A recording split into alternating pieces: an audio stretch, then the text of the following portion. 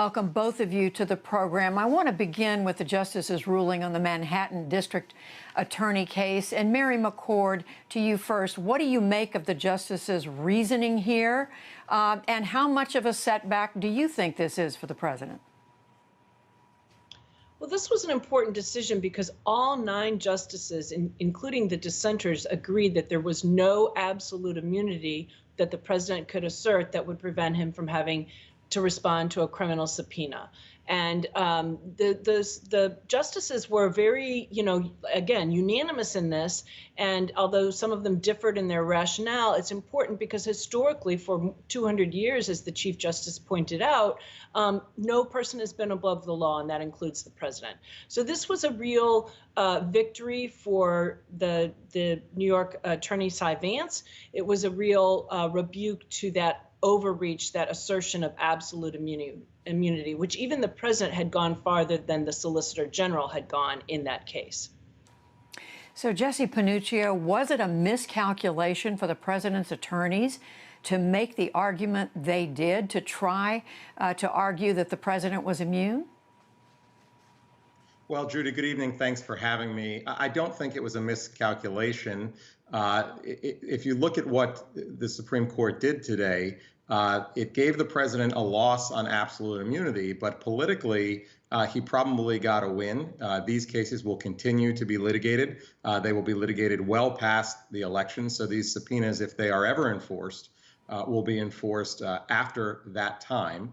And then legally, in both the New York case and the congressional case, the Supreme Court gave the president a lot to work with in terms of making arguments going forward. Concentrating on the New York case, the Supreme Court was very clear in recognizing that local prosecutors can be motivated improperly by politics or political retaliation or bad faith.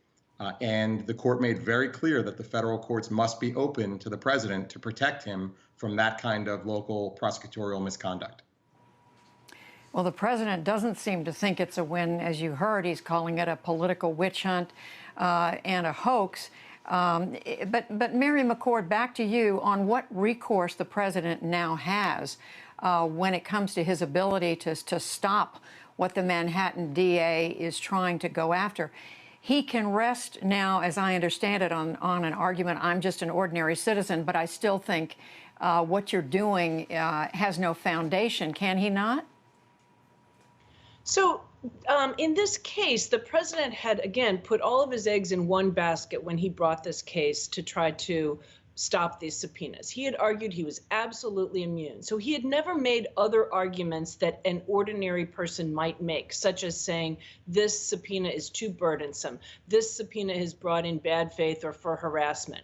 This subpoena, those types of arguments. This subpoena causes constitutional problems. So what the Supreme Court said is we're not vacating the lower opinion. Right, we're affirming the lower court opinion, which denied absolute immunity. That was the Second Circuit opinion. But they said that even the Second Circuit had said this case should go back to the district court in case the president has any other arguments he wants to make, such as burden, such as harassment, such as abuse, that then he could make those like an ordinary citizen. The only thing, so the Supreme Court was essentially just affirming what the Second Circuit had already said, which is no absolute immunity, but you can make other arguments you might want to make, President. I think it's important, though, to recognize that even in doing that, the Supreme Court did say, in considering the arguments that would be made, the lower court should consider the fact that this is the president, right? Not necessarily special treatment, but in analyzing the arguments, the person making the arguments, in this case, the president, just like any other person would make arguments unique to him. In this case, he had made no arguments at all unique to this subpoena by Cy Vance in this case about how it might burden him, how it might have been abusive or harassing. And, he's saying the things he's saying, but he'll have to make arguments that would convince a court that this is overreach. And there's nothing about the Supreme Court's decision that suggests that the Supreme Court thought that these subpoenas were overreach or abusive or harassing. But Jesse Panuccio, I hear you saying that you think that is what the president's attorneys are now likely to do. Is that right? Well, I think that's right. And respectfully, I don't think it's true that there's nothing in the opinion that speaks to whether the court thought the subpoena by Mr. Vance was overreaching. At the very outset of the opinion, the Supreme Court calls the investigation opaquely described. It notes, reading between the lines, I think with some disapproval, that the subpoena simply was a word-for-word copy of a congressional subpoena. And then after it rejects claims of absolute immunity, it goes on very clearly to say that the president is a special office under the Constitution. That separation of powers does matter, and there are special considerations when it comes to a president and local prosecutors, such as the fact that a local prosecutor can be improperly politically motivated. And I read the opinion as saying the president can begin to probe those motivations. And most interestingly, this is going back probably to the SDNY. This is the very same court that a few years ago said that the state of New York could take discovery into the motivations of Secretary Wilbur Ross in the census case. So if I were the president's lawyers, I think I would say, I want discovery into the motivations of Cy Vance. I want to know what his prosecutors did to come up with this subpoena, whether they had contact with any political actors, whether they are retaliating against me because of decisions I've made in relation to the state of New York and federal policies. I think that's all open now under the Supreme Court's opinion. And we'll wait and see what happens in that regard. But more broadly speaking, in terms of the powers of the presidency, the office of the presidency going forward, I saw Mary McCord, some analysis today saying that the fact that the justices were even asked to say what they said today in a way weakens or takes something away from the president's prerogative. How do you see that argument? Are you speaking particularly of the second case, the case involving the House subpoenas? I think both cases. Yeah.